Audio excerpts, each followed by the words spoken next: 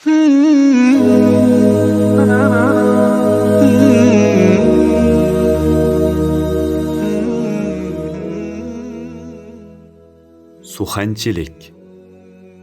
Suxanchilik birovning boshqa biri to'g'riliq aytgan yomon so'zlarini qarshi tarafga yetkazib, ikkisini ziddiyatga selish deganlikdir.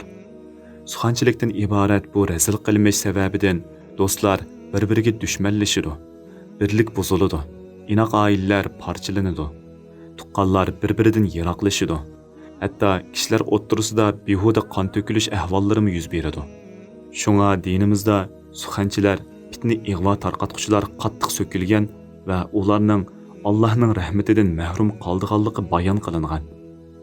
Payg'ambar alayhissalom mundaq degan: Allohning bandalari ichidagi eng yomon odamlar suxanchilar, do'st birodarlarni bir-biridan ayirg'uvchilar va gunohsiz odamlarni ayblaguvchilardir. Payg'ambar alayhissalom yana suxanchi jannatga kirmaydi degan. Gap to'shib kelgan kishining so'zini aniqlamay turib hergiz ishonmaslik lozim.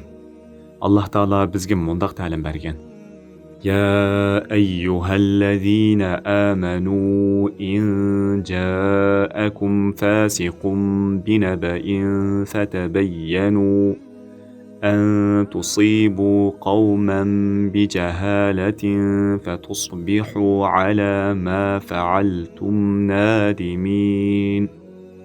Yani iymon etqanlar, agar sizlarga bir fosiq odam biror xabar elib kelsa, ishning haqiqatini bilmasdan biror qavmni ranjitib qo'yib, qilmishinglarga pushaymon qilib qolmasliklaringiz uchun u xabarni aniqlab ko'ringlar.